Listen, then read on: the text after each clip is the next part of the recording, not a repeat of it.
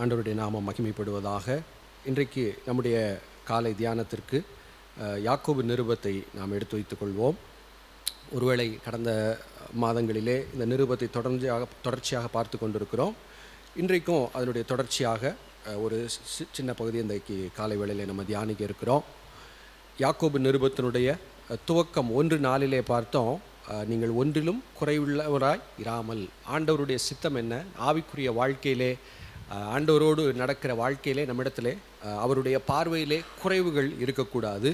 அது மட்டும் இல்லை, அங்கே எழுதியிருக்கு பூரணராய், பர்ஃபெக்டாக இருக்கணும் அப்படிங்கிற ஒரு தாட்டை முதல்ல அங்கே வைத்து அந்த யாக்கோபு நிருபம் ஆரம்பமாகிறத பார்த்தோம். அப்படி சொல்லும் போதே நமக்கு ஒரு கேள்வி வரும், பூரணமாக இருக்க முடியுமா, நான் இல்லாதவனாக இருக்க முடியுமா அப்படின்னு சொல்லி ஒருவேளை ஒரு சந்தேகம் வரலாம்.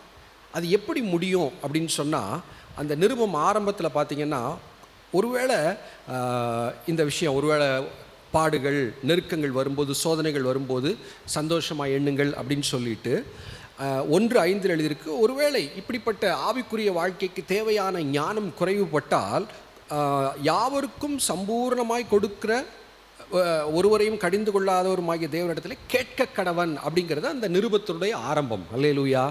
அப்போ நீ பூரணராக இருக்கணும், குறைவுள்ளவனாக இருக்கணும், குறைவில்லாதவனாக இருக்கணும் அப்படின்னு சொல்லும்போது, ஐயோ என்னால் எப்படி முடியும் அப்படிங்கிற ஒரு கேள்வி நமக்குள்ளே வருது. அதற்குரிய பதில் உடனடியாய் கொடுக்கப்படுகிறது, தேவனிடத்திலே கேட்க கடவன். அப்போ இந்த நிருபம் எப்படி ஆரம்பமாகிறது? ஜெபம் என்கிற ஒரு அடிப்படையில் தான் இந்த நிருபம் ஆரம்பிக்கிறது. என்னால் என்ன முடியும், எனக்குள் என்ன பலன் இருக்கிறது, நான் இப்படி செய்ய முடியுமா, நான் பரிசுத்தமாக வாழ முடியுமா, அந்த கேள்வியோடு ஆரம்பிக்கவில்லை. நான் பூரணராக இருக்க வேண்டும், அதற்குரிய கிருபை தேவனிடத்தில் தான் இருக்கிறது. ஜெபம் என்கிற ஒரு அஸ்திபாரத்திலிருந்து இந்த நிருபம் ஆரம்பமாகிறது. இந்த நிருபத்தின் முடிவில் நம்ம இப்போ இருக்கிறோம். கிட்டத்தட்ட முடிய போது யாக்கோபு 5வது அதிகாரத்தில் பார்க்கிறோம். அந்த 5வது அதிகாரத்தின் நம்ம நடுவில் பார்க்கும்போது பல வகையான அங்கேயும் அந்த சோதனைகள் வரும்போது பொறுமையாக இருங்க, யோபுனுடைய பொறுமையை பார்த்துருக்கிறீங்களே அப்படின்லாம் சொல்லியிருக்கோம். மறுபடியும் கேள்வி, யோபுவை போலலாம் நான் இருக்க முடியுமா அப்படின்னு ஒரு கேள்வி கேட்கலாம். நல்ல கேள்வி தான், முடியாததுங்கிறதான் நம்முடைய அனுபவம் நமக்கு சொல்லக்கூடிய பாடம். ஆனால் நற்செய்தி என்ன, யோபுவை போல என்னால் இருக்க முடியுமா அப்படிங்கிறத விட யோபினுடைய தேவன் நம்மோடு இருக்கிறார். அல்லேலூயா. அப்போ அந்த நிருபம் எப்படி முடியுது அப்படின்னு சொன்னால், நம்ம ஏற்கனவே ஒன்று பார்த்தோம், 13வது வசனம் கடைசியாக பார்த்தோம். உங்களில் ஒருவன் துன்பப்பட்டால் ஜெபம் பண்ண கடவன் அப்படின்னு எழுதியிருக்கு. அப்போ அந்த நிருபத்தின் ஆரம்பம் ஒரு ஞானத்தில் குறைவுபட்டால் தேவனிடத்தில் கேள் என்று சொல்லி ஜெபம்தான் இனி சொல்ல போகிற காரியங்களுக்குரிய ஒரே தீர்வு என்று ஆரம்பித்த நிருபம், இந்த நிருபம் முடியும் போது ஜெபம் என்கிற காரியத்தை முன்வைத்து தான் இந்த நிருபம் முடிய போகுது. அல்லேலூயா. அது எப்படிலாம் முடிய போகுது பாருங்களேன். அந்த 13 துன்பப்பட்டால் ஜெபம் பண்ண கடவன் எழுதியிருக்கு. 14-15 வியாதிப்பட்டால் ஜெபம் பண்ணணும் அப்படின்னு இருக்கு.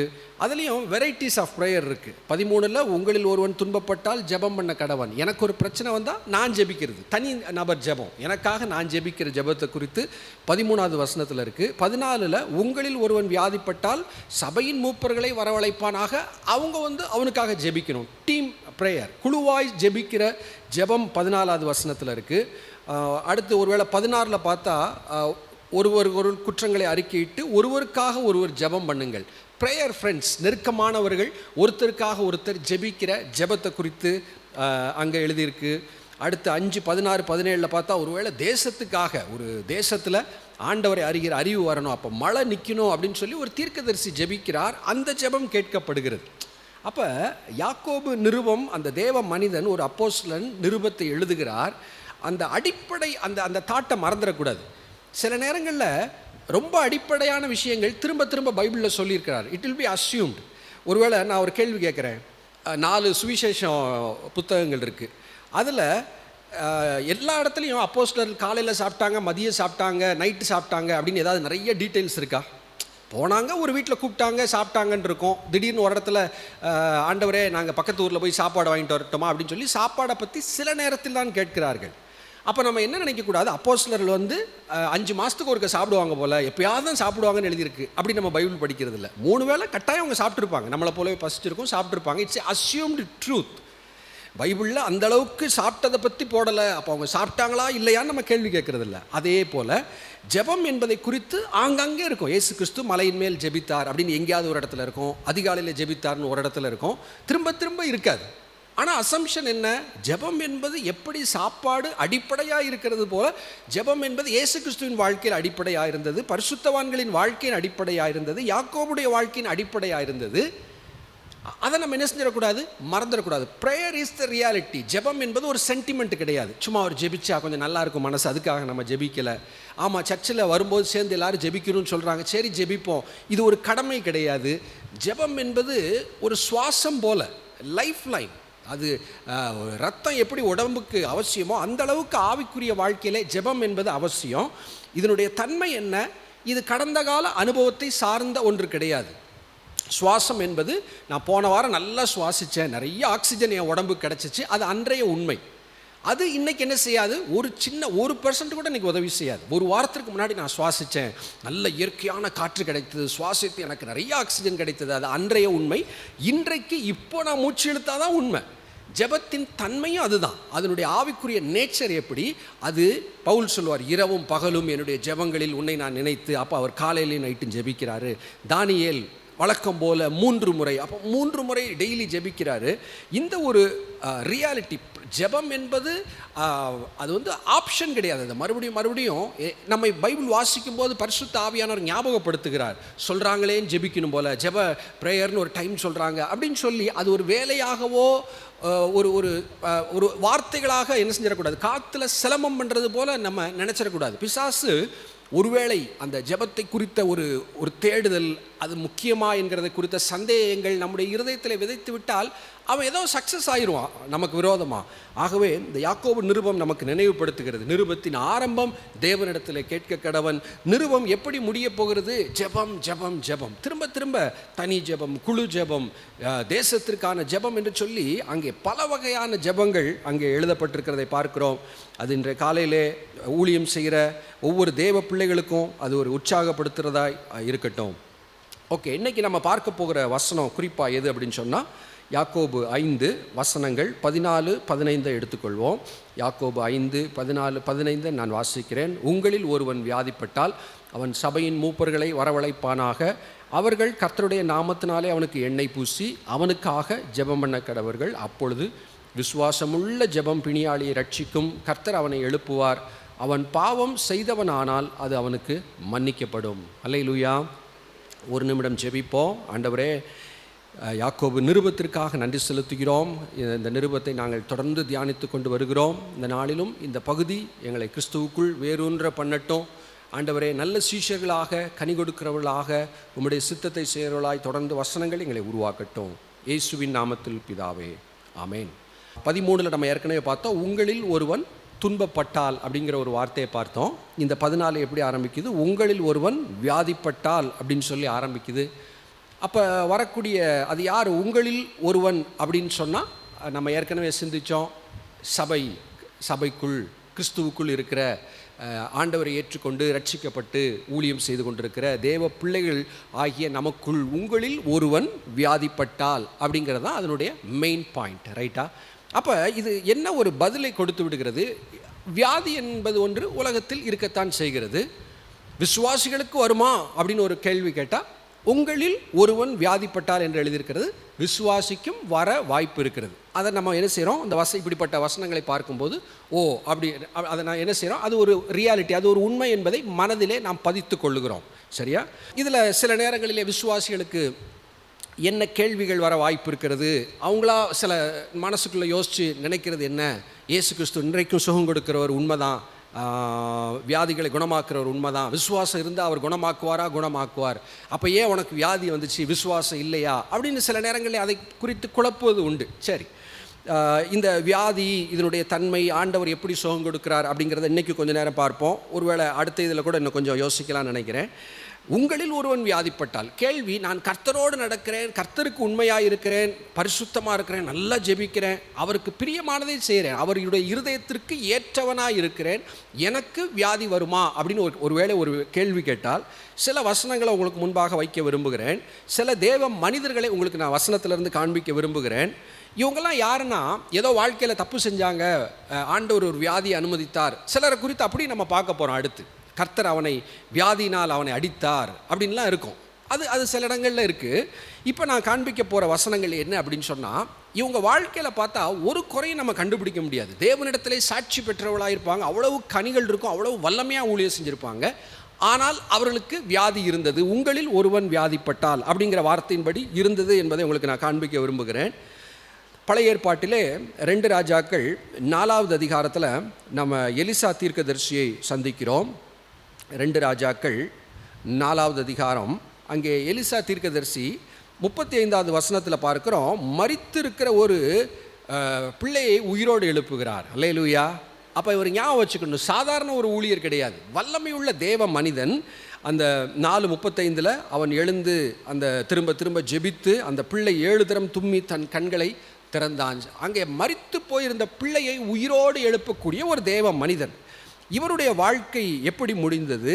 2 ராஜாக்கள் 13-14 அந்த நம்பர் பாருங்களேன். நான் அடிக்கடி ஆச்சரியப்படுவேன். கீவேர்ட்ஸ், ரொம்ப முக்கியமான வசனங்கள் ஒரு ஈஸி மெமரபிள் ஒரு நம்பரில் இருக்கும், மனதிலே பதியக்கூடிய ஒரு நம்பரில் இருக்குது. 2 ராஜாக்கள் 13-14 அது என்ன? அவன் நாட்களில் எலிசா மரணத்திற்கு ஏதுவான வியாதியாய் கிடந்தான். ஆமேன்னு சொல்லுங்க. சரி, எதுக்காக ஆமேன்னு சொல்கிறேன்? வசனத்திலே ஒன்றை பார்க்கிறோம், அதை ஏற்றுக்கொள்ளுகிறோம். நம்மளா ஏதாவது சொல்லக்கூடாது. அது எப்படி ஆண்டவர் சுகம் கொடுக்காமல் இருப்பாரா? இவ்வளோ ஊழியம் செஞ்சுருக்கிறேன், எனக்கு அவர் எப்படி வியாதியை கொடுப்பார் அப்படின்னு நாம ஒன்றை யோசித்து குழப்பிக்கொள்வது ஒன்று. வேத வாக்கியம் சொல்லுகிறது என்ன அப்படிங்கிற இயேசு கிறிஸ்துனுடைய கேள்வி பைபிளில் என்ன சொல்லியிருக்கு, அது நமக்குள் இருக்கும்போது அது ஒரு பெரிய ஒரு சமாதானத்தை கொடுக்கும். நமக்கு பிரியமான நல்ல ஊழியம் செஞ்சவங்களுக்கு ஒரு வியாதி வந்துருச்சா, ஐயோ ஏன் ஆண்டவர் அனுமதிச்சார் அப்படின்னு தேவையில்லாமல் நம்மை நாமே கேள்வி கேட்டு அங்கே நமக்குள் கேள்வி கேட்டு நமக்கு பதில் கிடைக்காது. இது முன்னாடி சொன்னேன்னு நினைக்கிறேன். எனக்கு ஒரு கேள்வி இருக்குது, எனக்கு ஒரு விஷயம் புரியல, எனக்குள்ள அந்த என்கிட்டயே அந்த கேள்வி கேட்டால் பதில் வருமா? உங்களுக்கு ஒன்று கூட்டினா எத்தனைன்னு தெரியல, நீங்களே உங்கள்கிட்ட கேட்டால் தெரியுமா? என்கிட்ட கேட்டால் ஒருவேளை உங்களுக்கு தெரியும், ஒருவேளை ஒரு கால்குலேட்டரில் பார்த்தா தெரியும். ஒரு விஷயம் புரியாத விஷயத்தை இருதயத்திற்குள் நானாக கேட்டுக்கொண்டே இருந்தால் அதுக்கு பதிலே கிடையாது, இல்லை? சரி, அவன் நாட்களில் மரித்தோரை உயிரோடு எழுப்பின எலிசா மரணத்துக்கு ஏதுவான வியாதியாய் கிடந்தான். சாதாரண வியாதி இல்லை, அவருக்கு சுகர் வந்துருச்சு, முழங்கால் வலி வந்துருச்சு, இல்லை, ஒரு வியாதி, குறிப்பிட்ட வியாதி. அந்த மரணத்தினால் எலிசா மரிக்கப் போகிறார். அது கேள்விப்பட்ட அப்பொழுது இஸ்ரவேலின் ராஜாவாகிய யோவாஸ் அவனிடத்திலே போய் அவன் மேல் விழுந்து அழுது, தெரிஞ்சிருச்சு இனி சுகமே கிடைக்காது, மரிக்க போகிறார், இப்படிப்பட்ட தீர்க்கதரிசி போய்விட்டால் ஐயோ தேசம் என்ன ஆகும்னு சொல்லி அந்த ராஜா அழுகிறத பார்க்குறோம். இப்போ என்ன கேள்வி வரும்னா, ஒருவேளை அன்னைக்கு யாராவது கிறிஸ்தவங்கிறத எப்படி கேள்வி வந்திருக்குன்னா, ஏதாவது பாவம் செஞ்சுருப்பார், அது எப்படி ஆண்டவர் அனுமதிப்பார், அவர்கிட்டருந்து வல்லமை போயிடுச்சு அப்படின்னு அதை இன்டர்பிரேட் பண்ணுறவங்க வாய்ப்பு இருக்குது. அப்படிலாம் நமக்கு சந்தேகம் வரக்கூடாது அப்படிங்கிறதுக்காக இன்னொரு சம்பவமும் இதே அதிகாரத்தில் எழுதப்பட்டிருக்கு. இவர் வியாதினால்தான் மரிக்கப் போகிறார் உண்மை, ஆனால் அந்த 13வது அதிகாரத்தில் அவர் மரித்து போயிடுறார். ரைட்டா? 20வது வசனத்தில் எலிசா மரணம் அடைந்தான். எப்படி மரணம் அடைந்தான்? மரணத்துக்கு எதுவான வியாதி வந்ததுன்னு பார்த்தோம், மரணம் அடைந்து விட்டார். நம்ம கேள்வி என்ன, ஏதாவது தப்பு செஞ்சுருப்பாரோ, அவற்றிருந்து வல்லமெல்லாம் போயிடுச்சோ அப்படின்னு ஒருவேளை ஒரு கேள்வி இருந்தால், அங்கே ஆவியானவர் எழுதி வைத்திருக்கிறார், மரணம் அடைந்தான், அவனை அடக்கம் பண்ணினார்கள். மறு வருஷத்திலே மோவாபியரின் தண்டுகள் தேசத்திலே வந்தது, அப்பொழுது அவர்கள் ஒரு மனுஷனை அடக்கம் பண்ண போகையில் அந்த தண்டை கண்டு அந்த மனுஷனை எலிசாவின் கல்லறையிலே போட்டார்கள்.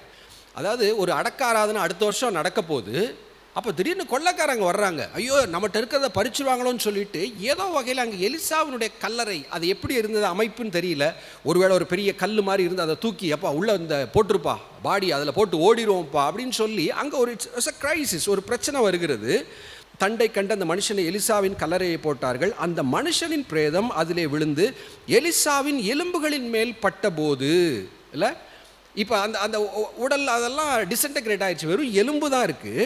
அந்த எலும்பின் மேல் பட்டபோது அந்த மனுஷன் உயிரடைந்து தன் கால்களை ஊன்றி எழுந்திருந்தான். அல்லேலூயா சொல்லுங்க. இங்கே எலிசாவுடைய வல்லமெல்லாம் ஒன்றுமே குறையலை, எலிசாவுடைய தேவனுடைய வல்லமையும் கூடவில்லை. ஆனால் ஒருவேளை காரணங்கள் நம்ம யோசித்து பார்க்கலாம். இப்போ அதை குறித்து நம்ம இன்னைக்கு அதில் ரொம்ப போகலை. உங்களில் ஒருவன் வியாதிப்பட்டால், தேவனோடு நெருங்கி இருக்கிற ஒரு பரிசுத்தவான் வியாதி வருமா? வல்லமையாய் ஊழியம் செய்த பரிசுத்தவானுக்கு வியாதி வருமா? சில நேரங்களில் பெரிய ஊழியர்களுக்கு ஏதாவது பலவீனம், ஹாஸ்பிட்டலைஸ் ஆனால் சில கிறிஸ்தவங்க அதை கேள்வி பண்ணுவாங்க, ஆமாம் இவர் ஊருக்கெலாம் ஜெபம் பண்ணுவாராம், இவருக்கு வியாதி வந்துருச்சான். இதெல்லாம் சிறுபிள்ளைத்தனம், வசனத்தின் அறிவில்லாதவர்களுடைய ஒரு மதியினம். அதெல்லாம் நம்ம வாயில் பேசவே கூடாது. ஏன் ஆராய வேண்டியதில்லை. நான் மறுபடியும் சொல்லுகிறேன், ஆராய வேண்டியதில்லை. நம்ம எலிசா காலத்தில் இருக்கிறோமா, அதை குறித்து நீங்களும் நானும் பேசக்கூடாது. எலிசாவுக்கு வியாதின்னா நம்ம வேணால் அழலாம் அந்த ராஜாவை போல, ஒருவேளை அவருக்காக ஜெபிக்கலாம், மற்றபடி ஆராய்ச்சி பண்ண தேவையில்லை. ஒருவேளை அந்த அப்பா ஒரு 5 வருஷத்துக்கு முன்னாடி ஒன்று கேள்விப்பட்டோம், அந்த தப்பு செஞ்சிருப்பாரோ, அதனால் ஆண்டவர் அடித்து விட்டாரோ. இதெல்லாம் யோபினுடைய நண்பர்களுடைய இருதயம் தப்பானது. ஓகே, உங்களில் ஒருவன் வியாதிப்பட்டால் என்பதற்கு ஒரு உதாரணம் சொல்லியிருக்கிறேன், எலிசா தீர்க்கதரிசி. ஓகே, இன்னொன்று, நம்முடைய ஆண்டவருடைய பெயர் நான் ஆபிரகாமின் தேவனும், அடுத்து என்ன இருக்கு, அடுத்து யாக்கோபின் தேவன். அப்பா, ஆண்டவர் இந்த ஒரு 3 தலைமுறை பெயர்களை சொல்லி இவங்களுடைய தேவன் அப்படின்னு சொல்கிறார். இதில் ஈசாக்குடைய வாழ்க்கையில் ஏதாவது சரீரத்தில் குறைபாடு இருந்ததா, யாக்கோபுடைய வாழ்க்கையில் ஏதாவது பலவீனம் இருந்ததா அப்படின்னு சொன்னால் 2 ரெஃபரன்ஸ் சொல்கிறேன், குறிச்சிக்கோங்க, வாசிக்கிறேன். ஆதியாகமம் 27:1 எழுதியிருக்கு, ஈசாக்கு முதிர் வயதானதினால் அவன் கண்கள் இருளடைந்து பார்வை அற்று போன போது. ஈசாக்குக்கு என்னாச்சு, வயசாகுது, பார்வை குறையலை, அவ்வளோதான், கண்ணே தெரியல. அதனால தான் யாக்கோபு வரும்போது கேட்பார், மகனே யாருப்பா, குரல் வேறு மாதிரி இருக்கே, வாப்பா தடவி பார்க்குறேன் அப்படின்லாம் சொல்லுவார். கண்ணே கம்ப்ளீட்டாக தெரியாமல் போயிடுச்சு. அதே ஆதியாகமம் 48வது அதிகாரம் 10வது வசனத்தில் எழுதியிருக்கு, முதிர் வயதினால் இஸ்ரவேலின் கண்கள் மங்களாக இருந்தபடியால் அவன் நன்றாய் பார்க்கக்கூடாது இருந்தது. அப்பாவுக்கு கம்ப்ளீட் விஷன் போயிடுச்சு, மகனுக்கு எப்படி இருக்குது, கொஞ்சம் தெரியுது அப்படின்னு சொல்லி அவரை குறித்து எழுதியிருக்கு. இதே போல் 1 ராஜாக்கள் 14:4 அங்கே அகிஜான்னு நினைக்கிறேன், இன்னொரு தீர்க்கதரிசிக்கும் இதே மாதிரி வயசானனால அவருக்கு கண்ணு தெரியாமல் இருந்துச்சு அப்படின்னு சொல்லி எழுதியிருக்கு. இப்போ இங்கே மறுபடியும் பார்க்குற இவங்க எல்லாருமே தேவனை தேடி தேவனால் ஆசீர்வதிக்கப்பட்டு தேவனுடைய வாக்குத்தத்தங்களை பெற்ற பரிசுத்தவான்கள் தான். ஆனால் முதிர் வயதில் வரக்கூடிய ஒரு பலவீனம் என்ன செஞ்சிச்சு, அவங்களுக்கு வரத்தான் செய்தது என்பது எழுதியிருக்கிறது. ஒருவேளை இது வியாதியாக இருக்காது, கேட்ராக்ட் இன்னைக்கு சொல்கிறோம், வயசானோடனே அந்த கண் பார்வை குறையும் போது இன்றைக்கி ஒரு ட்ரீட்மெண்ட் இருக்குது, ஹாஸ்பிட்டலுக்கு போனால் ஈஸியாக ஒரு ட்ரீட்மெண்ட், அந்த கண்புரை அறுவை சிகிச்சை கேட்ராக்ட் பண்ணிவிட்டு பளிச்சுன்னு கொஞ்சம் நாளைக்கு என்ன செய்யும், நல்ல விஷன் இருக்கும். ஒருவேளை அதெல்லாம் இல்லாத காலங்கள் நம்முடைய இங்கே எதற்காக இதெல்லாம் பார்க்குறோம், உங்களில் ஒருவன் வியாதிப்பட்டால், கர்த்தரினோடு இருந்தால் எப்படி வியாதி வரும், நான் விசுவாசித்து அறிக்கை செய்தால் எப்படி வியாதி வரும் என்கிற குழப்பங்கள் எல்லாம் ஓரமாக வைத்து விட்டு நம்ம யோசிக்கிறோம். ஓகே, உங்களில் ஒருவன் வியாதிப்பட்டான் என்று சொல்லும்போது வாய்ப்பு இருக்கிறது. சரி, ஒருவேளை புதிய ஏற்பாட்டு காலம் என்ன, இயேசு கிறிஸ்து மரித்து உயிர்த்தெழுந்து விட்டார், இன்னைக்கு அவருடைய தழும்புகளால் குணமானோன்னு எழுதியிருக்கே, புதிய ஏற்பாட்டு காலத்தில் ஒருவேளை இதெல்லாம் மாறி இருக்குமா அப்படின்னா, அங்கே சில தேவ மனிதர்களை நான் உங்களுக்கு காண்பிக்க விரும்புகிறேன். புதிய ஏற்பாட்டில் பிலிப்பியர் 2வது அதிகாரத்தை எடுத்துக்கோங்க. இங்கே ஒருத்தர் வியாதிப்பட்டிருந்தார் அப்படின்னு சொல்லி எழுதியிருக்கு. இவர் சாதாரண விசுவாசி கிடையாது. ஏன் சாதாரண விசுவாசி இல்லை, பிலிப்பியர் 2:25 கவனிங்க. மேலும் என் சகோதரனும் உடன் வேலையாளும் உடன் சேவகனும் உங்கள் ஸ்தானாதிபதியும் என் குறைச்சலுக்கு உதவி செய்ததுமான எப்பாப்ரோதித்துவை உங்களிடத்தில் அனுப்ப வேண்டும் என்று எண்ணினேன். அப்போ இந்த பிலிப்பி பட்டணத்தின் ஒரு ஊழியர் இந்த எப்பாப்ரோடஸ் அப்படின்னு போட்டிருக்கு. ஓகே, இவர் அந்த சபையின் ஒரு ஊழியர், அவங்கள்ட்ட காணிக்கையெல்லாம் வாங்கிட்டு பவுலுக்கு கொடுக்க ஒரு குறிப்பிட்ட காலத்தில் வருகிறார். அவருக்கு என்னாச்சா 26-27 பார்த்தா, அவன் உங்கள் எல்லார் மேலும் வாஞ்சியுள்ளவனும் தான் வியாதிப்பட்டதை நீங்கள் கேள்விப்பட்டதனால் மிகவும் வியாகுலப்படுகிறவனுமாக இருக்கிறான். அவன் வியாதிப்பட்டு மரணத்திற்கு சமீபமாக இருந்தது மெய்தான். இங்கே பிலிப்பி பட்டணத்தின் ஒரு ஊழியர், பவுல் மிகவும் நேசித்த போர் சேவகன், நல்ல ஒரு ஊழியன், சாட்சி பெற்ற ஒரு புதிய ஏற்பாட்டு பரிசுத்தவான் ஒரு ஊழியன், அவருக்கு வியாதி வருகிறது. அங்கே எலிசா வியாதிப்பட்டு மரணம் அடைந்து விட்டார், இவர் மரணத்தை நெருக்கி ஆனால் சுகமாயிட்டார். அப்போ நம்ம கவனிக்கிறது, வியாதிப்பட்டு மரணத்திற்கு சமீபமாக இருந்தது மெய்தான்.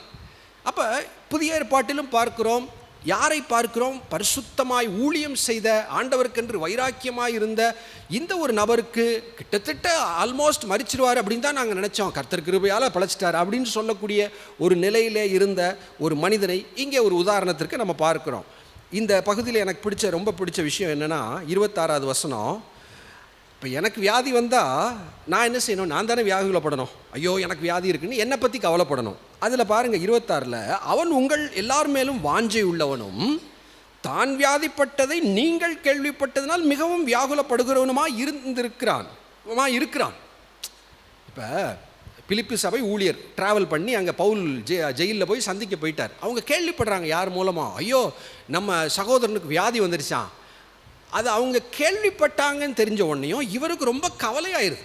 ஐயோ எனக்கு வியாதி வந்துருச்சுன்னு சொன்னால் அவங்க ரொம்ப கவலைப்படுவாங்களேன்னு இவருக்கு அடுத்த ஒரு கவலை வந்துருச்சு. எப்படி ஒரு அன்பு இருக்குது பாருங்கள். அது எத்தனை பேர் அது இவ்வளோ நாள் கவனிச்சிங்கன்னு தெரியல. அவன் உங்கள் எல்லார் மேலும் வாஞ்சை உள்ளவனும் தான் வியாதிப்பட்டதை நீங்கள் கேள்விப்பட்டதுனால மிகவும் வியாகுலப்படுகிறவனுமாக இருக்கிறான். எப்படி ஒரு கிறிஸ்துவுக்குள்ளான அன்பு பாருங்கள். ஐயோ எனக்கு வியாதி வந்தது, அவங்களுக்கு தெரியாமல் இருக்கணும், தெரிஞ்சுட்டா கவலைப்படுவாங்களே. சே சூப்பர், நல்லது. ஓகே, இது போல் புதிய ஏற்பாட்டில் இன்னும் நீங்கள் விரும்பினா அடுத்து பார்த்துக்கலாம். 2 தீமோத்தி 4:20 துரோபிமுவை நான் வியாதிப்பட்டவனாய் விட்டு வந்தேன்னு சொல்லுவார்.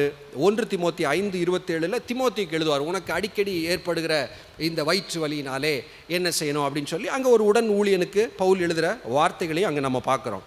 சரி, இப்போ இந்த செய்தியினுடைய மையம் என்ன? நம்ம எல்லாம் வியாதி தான்ப்பா, தலை விதி தான்ப்பா அப்படின்னு நான் சொல்கிறேன்னா இல்லவே இல்லை. அப்படி நான் சொல்ல வரல. இந்த கிராம மிஷினரி இயக்கம் 1200 மிஷினரிகளுக்கு மேலாக 9 மாநிலங்களில் நடக்கிற இந்த ஊழியத்தின் அடிப்படை என்ன? டேவிட் கணேசன் என்கிற ஒரு சகோதரன் டாக்டர், அவ்வளவுதான். இந்த ஹார்ட்டில் இந்த வால்வுல வியாதி, இது ட்ரீட்மெண்ட் கிடையாது, 6 மாதத்தில் இறந்து விடுவீர்கள் என்று சொல்லப்பட்ட ஒரு நபர் இயேசு கிறிஸ்துவை தேடி அங்கே அந்த வியாதி இருந்ததுக்கான அடையாளமே இல்லாமல் சுகமாக்கின ஆண்டவர். ஹல்லேலூயா. இந்த ஊழியத்தின் வேறு அதுதான். அற்புத சுகமளிக்கிற தேவன், எந்த வியாதியும் குணமாக்குகிறவர், மரித்தோரை உயிரோடு எழுப்புகிற தேவன், அவர் இன்றைக்கும் மாறாதவராக இருக்கிறார். அதுதான் பைபிளுடைய மையம். அதை தான் நம்ம சுவிசேஷமாக அறிவிக்கிறோம். அதெல்லாம் உண்மைதான், அதை எதுவுமே நம்ம மறுக்கலை. இன்றைக்கி சுகம்லாம் கிடையாதுப்பா, அதெல்லாம் அந்த காலத்தில் செஞ்சார், இப்படி போதிக்கிற சில போதனைகள் இருக்குது. நம்ம அதை பற்றிலாம் பேசலை. நமக்கு தெரியும், நம்முடைய ஊழியத்தின் ஆரம்பம் நமக்கு தெரியும். ஒருவேளை இங்கே இருக்கிறவங்க நீங்கள் சொன்னால் சாட்சி சொல்லுவீங்க, ஆண்டவர் எப்படி அற்புதம் சுகம் கொடுத்தார், நான் உயிரோடு இருக்கிறேன்னு நூற்றுக்கணக்கான சாட்சிகளை நாம் சொல்ல முடியும். அதெல்லாம் நம்ம ஒரு பக்கம் யோசிக்கிறோம். என்று எழுதியிருக்கிறது, என்றும் எழுதியிருக்கிறது, அதை இன்னும் பேலன்ஸ் பண்ணுறோம். அப்போ கேள்வி, கிறிஸ்தவனுக்கு வியாதியே வராதா? வியாதி வந்துவிட்டால் கர்த்தர் கைவிட்டு விட்டார் என்ற அர்த்தமா, அல்லது விசுவாசம் இல்லை என்ற அர்த்தமா என்கிற சில கேள்விகள், குழப்பங்கள் வரக்கூடிய தருணங்கள் உண்டு. அதுக்காக தான் இதையும் ஆண்டவர் எழுதி வைத்திருக்கிறார். உங்களில் ஒருவன் வியாதிப்பட்டால். இதில் கடைசியாக நான் சொல்லி முடிக்கிறது என்ன அப்படின்னா, ஒரு சிலருடைய கேள்வி, இயேசு கிறிஸ்துவை நாம் என்றைக்கு நம்புகிறோமோ, எனக்காக அவர் சிலுவையிலே மரித்து உயிர்த்து எழுந்திருக்கிறார், இதை நான் நம்பிவிட்டால் பாவ மன்னிப்பு கட்டாயம் உண்டு. இது நமக்கு தெரியும், அப்படி தானே? எதற்காக சிலுவையில் மரித்தார்? நான் அடைய வேண்டிய தண்டனை அவர் சிலுவையில் ஏற்றுக்கொண்டார். அவர் மரித்து 3ஆம் நாள் உயிரோடு எழுந்து விட்டார். இதை நம்புகிற ஒவ்வொருவருக்கும் பாவ மன்னிப்பு கட்டாயம் உண்டு. இதை நம்புகிறவர்களுக்கு அவருடைய பெயர்கள் ஜீவ புஸ்தகத்தில் எழுதப்படுது. அல்லேலூயா. இப்போ கேள்வி, நான் இயேசு கிறிஸ்துவ எனக்காக மரித்து உயிர்த்தெழுந்திருக்கும் போது வியாதிகளையும் அவர் சுமந்திருக்கிறாரே அப்படிங்கிறது சில நேரத்திலே வரக்கூடிய ஒரு கொஸ்டின்.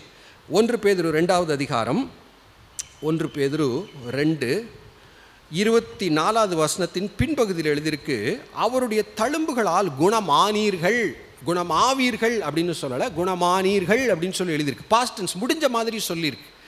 அவருடைய தழும்புகளால் குணமானீர்கள். 1 பேதுரு 2:24. ஒருவேளை 6 பேஷண்ட்டை ஜெபிக்கும் போது இந்த வார்த்தைகள்லாம் பயன்படுத்தி ஜெபிக்கிறது உண்டு. ஆண்டவரே உம்முடைய தழும்புகளால் குணமானீர்கள் என்று எழுதியிருக்கிறதை உங்களை சுகப்படுத்துங்க அப்படின்னு இந்த வசனத்தை பயன்படுத்துவது உண்டு. அப்போ கேள்வி, இயேசு கிறிஸ்து சிலுவையிலே என் வியாதிகளை சுமந்திருக்க அல்லது சுமந்திருப்பார், ஆனால் ஏன் வியாதிகள் வருகிறது? இது சிலருடைய ஒருவேளை கேள்வி. எப்பயுமே இந்த இடத்துல அந்த 24 பின்பகுதி, அவருடைய தழும்புகளால் குணமானீர்கள், அதை மட்டும் திரும்ப திரும்ப பார்த்தா ஆமாம் குணம்னு ஒன்று இருக்குல்ல, அப்போனா வியாதியை தானே குணமாக்கி இருக்கிறார் அப்படின்னு தோணலாம். ஒன்றும் இல்லை, அந்த வசனத்தை திரும்ப பாருங்கள். 24, நாம் பாவங்களுக்கு செத்து, இந்த வசனத்துடைய மையம் என்னன்னா பாவம். நாம் பாவங்களுக்கு செத்து நீதிக்கு பிழைத்திருக்கும்படி அவர்தாமே தமது சரீரத்திலே நம்முடைய பாவங்களை சிலுவையின் மேல் சுமந்தார். அப்போ இது நம்ம குழப்பம் இல்லை பாருங்கள். எதுக்காக அவர் சிலுவையிலே மரித்தார்? எதை சுமந்தார்? பாவத்தை சுமந்தார். வியாதிகளை சுமந்தார் என்று சொல்லப்படவில்லை. அடுத்து என்ன எழுதியிருக்கு? அவருடைய தழும்புகளால் குணமானீர்கள். அப்போ கேள்வி, இது எந்த குணத்தை குறித்து குறிக்கிறது? என்ன வகையான ஹீலிங்கை குறித்து சொல்லியிருக்கு? குணமானீர்கள்னு வேற சொல்லியிருக்கே. அப்போ இது எதை குறிக்குது அப்படின்னு சொன்னால், இந்த வசனத்தோடு சேர்த்து பார்க்கும்போது பாவம், அதனால் உண்டாகிற ஆவிக்குரிய வியாதி, என்றைக்கு இயேசு கிறிஸ்துவிடத்தில் போகிறேனோ பாவங்கள் மன்னிக்கப்பட்டு பாவங்களிலிருந்து குணமாக்கப்படுகிற ஒரு ஆவிக்குரிய அனுபவத்தை குறிக்கிறது. இதை சரியாக புரிஞ்சுக்கிட்டாட்டி எப்படி தோணுது? குணமானீர்கள், ஆமாம் குணமானீர்கள், அப்போ நம்ம இதை விசுவாசித்து அறிக்கை செய்தால் வியாதி வராது அப்படின்னு யோசிக்கிற சில தாட்ஸ் உண்டு. சில நேரத்தில் அப்படி அறிக்கை செஞ்சால் ஜெபம் பண்ணிடுவார், விசுவாசத்தின்படி ஆக கிடவுது. அற்புதம் எப்படி வேணாலும் ஆண்டவர் செய்வார். கரெக்டாக ஃபார்முலா அப்படி தான் மூவ் பண்ணணும்லாம் இல்லை. நான் அந்த வசனத்தை அறிக்கை செஞ்சேன், தழும்புகளால் குணமானீர்கள்ங்கிறத அறிக்கை செஞ்சேன், ஆண்டவர் என்னை சுகப்படுத்தினார்னு ஒரு நபர் சொன்னால் உண்மையாக இருக்கலாம். ஆண்டவருடைய இரக்கம் விசுவாசத்தின்படி ஆண்டவர் செய்வார், அதெல்லாம் இருக்கட்டும். ஆனால் நான் சொல்ல வருவதை கவனிங்க. சுவிசேஷ ஊழியத்தை செய்கிற நீங்களும் நானும் எதை சொல்ல வேண்டும்? இயேசுவை ஏற்றுக்கொண்டா அவனுக்கு வியாதியே வராதுன்னு சொன்னால் ஒரு மனுஷனுடைய வாழ்க்கையில தேவையான பெரிய குழப்பத்திற்கு ஒரு விதையை அவங்க மனசில் போடுறோன்னு அர்த்தம். இந்த இடத்துல குணமானீர்கள் என்று சொல்லும்போது வியாதியை குறித்து சொல்லவில்லை. அப்போ நல்லா புரிஞ்சுக்கோங்க, ஒரு மனிதன் இயேசு கிறிஸ்துவை ஏற்றுக்கொள்ளும் போது பாவங்கள் மன்னிக்கப்படுகிறது, பரலோகத்தில் அவன் பேர் எழுதப்படுகிறது, நித்திய ஜீவன் நிச்சயம். ஒருவேளை அவனுக்கு ஒரு வியாதி இருக்கிறதா, அந்த ரட்சிப்பின் அனுபவத்தோடு அற்புத சுகம் பெற்று வியாதி சுகமாகவும் வாய்ப்பு இருக்கிறது. ஆனால் ஆட்டோமேட்டிக்காக ரட்சிப்பில் வியாதிகள் சுகமடையும், ஆட்டோமேட்டிக்காக வியாதிகளே வராது என்று நினைத்தால் அது வசனத்தில் அப்படி சொல்லப்படவில்லை. ஒருவேளை தழும்புகளால் குணமானீர்கள் அப்படிங்கிற வார்த்தையின்படி இயேசு என் வாழ்க்கையில வந்துவிட்டால் வியாதியே என்று வராவிட்டால் என்னுடைய கேள்வி, குணமாக்கும் வரங்கள் அப்படின்னு சொல்லி 1 கொரிந்தியர் 12:28 இருக்குது. அது எதுக்கு? நான் புரியுதா? அந்த ஆர்கியூமெண்ட் புரியுதா? இந்த வாதம் உங்களுக்கு புரியுதா? இயேசு என் வாழ்க்கையிலே வந்துவிட்டால் அவர் இருக்கிற இடத்துல எப்படி இங்கே வியாதி இருக்கும் அப்படின்னு நானாக நினைத்து கொண்டால், எதற்காக குணமாக்கும் வரங்கள்? அவர் சபையிலே சில இந்த வரங்களை கொடுத்துருக்கிறார், அந்த வரங்களை கொடுத்துருக்கிறான்னு சொல்லும்போது குணமாக்கும் வரங்கள்னு ஒரு கிஃப்ட் ஆண்டவர் கொடுத்துருக்கிறார். கன்க்ளூஷன் என்ன? நான் சொல்ல வருவது, இயேசு கிறிஸ்துவை ஏற்றுக்கொள்கிறோம், சமாதானம் உண்டாகிறது, பாவங்கள் மன்னிக்கப்படுகிறது. ஜெபிக்கும் போது மூப்பர்கள் வந்து ஜெபிக்கும் போது வியாதிகள் சுகமாகும். அதான் யாக்கோபில் பார்க்க போகிறோம். குணமாக்கும் வரங்கள்னு ஒன்று இருக்குது. எனக்கு ஒரு வியாதியா, குணமாக்குற வரங்கள் உள்ள ஒரு தேவ மனிதர்கிட்ட நான் ஜெபம் பண்ணான்னா எனக்கு சுகம் உண்டாகும். That's simple. மறுபடியும் இந்த நாளின் செய்தியின் மையம், வியாதி வந்துவிட்டால் அதில் வரக்கூடிய ஆவிக்குரிய குழப்பங்களை இந்த வசனங்கள் எல்லாம் நீக்கிவிடும். அல்லேலூயா. ஐயோ ஏன் வந்துச்சு, ஏன் வந்துச்சு, ஏன் அனுமதிச்சார், ஐயோ அவருக்கு ஏன் அனுமதிச்சார், இவ்வளோ நல்லா ஊழியம் செஞ்சார், ஏன் அவருக்கு வந்துச்சு? இந்த கேள்வி மறுபடியும் சொல்கிறேன், எனக்கு ஒரு விஷயம் புரியல, அந்த கேள்வியை நானாக கேட்டு கேட்டு குழம்புறதை விட அதை ஜெபமாய் மாற்றி அதை வசனத்திலே அதுக்குரிய காரியங்களை தேடும்போது உங்களுடைய வேதத்தை நேசிக்கிறவர்களுக்கு என்ன உண்டு? மிகுந்த சமாதானம். அப்போ அது எங்கேருந்து வருது? சமாதானத்தை குலைக்கக்கூடிய சூழ்நிலைகள், வியாதிகள் வருகிறது. வசனத்தை பார்க்குறோம், ஓஹோ இந்த உலகத்தில் விழுந்து போன இந்த உலகத்தில் முள்ளு முளைக்கும் அப்படின்னு சொல்லப்பட்ட சபிக்கப்பட்ட இந்த உலகத்தில் இது ஒரு பகுதி என்பதை நாம் புரிந்து கொள்ளுகிறோம். ஆனால் அதே நேரத்தில் நமக்கு பெரிய நம்பிக்கை கொடுக்கப்படுகிறது. உங்களில் ஒரு வியாதிப்பட்டால் அவ்வளோதான்ப்பா அப்படின்னு சொல்லலை யாக்கோபு. மூப்பர்களை வரவழைப்பானாக அவங்க ஜெபித்தால் அங்கே கட்டாயம் கர்த்தர் அவனை வியாதியிலிருந்து சுகமாக்கி எழுப்புவார். அல்லேலூயா. கண்களை மூடி நம்ம ஜெபிக்கலாம். அன்பின் பிதாவே, உமக்கு நாங்கள் நன்றி செலுத்துகிறோம். உம்முடைய வேதத்தை நேசிக்கிறவர்களுக்கு மிகுந்த சமாதானம் உண்டு, அவர்களுக்கு இடரல் இல்லை என்கிற நல்ல வார்த்தைகளுக்காக உமக்கு நாங்கள் நன்றி செலுத்துகிறோம். எங்களை ரட்சித்து சுகப்படுத்தி இந்த நாள் வரைக்கும் நடத்தின நம்முடைய அன்பின் கிருபைக்காக உமக்கு நாங்கள் நன்றி செலுத்துகிறோம். ஆண்டவரே, சத்தியத்தை நாங்கள் சரியாய் புரிந்து எங்களுடைய வாழ்க்கையிலே அதை இருதயத்தில் வைத்திருக்கவும், மற்றவர்களுக்கு வசனத்தை தெளிவாய் போதிக்கிற கிருபைகளையும் நல்ல சீஷர்களை உருவாக்குகிற கிருபைகளையும் இந்த காலை வேளையில் எங்களுக்கு தந்தருள ஜெபிக்கிறோம். இந்த நாளின் எல்லா ஊழியங்களையும் கர்த்தர் ஆசீர்வதிக்க ஜெபிக்கிறோம். இந்த வார்த்தை இந்த இடத்துலேருந்து கேட்கிற ஒவ்வொருவரையும் ஆசீர்வதிங்க. ஆன்லைனில் ஆண்டவரே யூடியூப்பில் இந்த வார்த்தைகளை கேட்கிறவர்களுக்கு கர்த்தர் தேவையான அற்புத சுகங்களை தரும்படியாய் நாங்கள் ஜெபிக்கிறோம். அவருடைய ஆவிக்குரிய வாழ்க்கையை ஆசீர்வதிங்க. சரீர பலவீனங்களை மாற்றுங்க. தேவையான அற்புதங்களை செய்து உம்முடைய நாமத்தை மகிமைப்படுத்த ஜெபிக்கிறோம். இயேசுவின் நாமத்தில் ஜெபிக்கிறோம் நல்ல பிதாவே. ஆமேன்.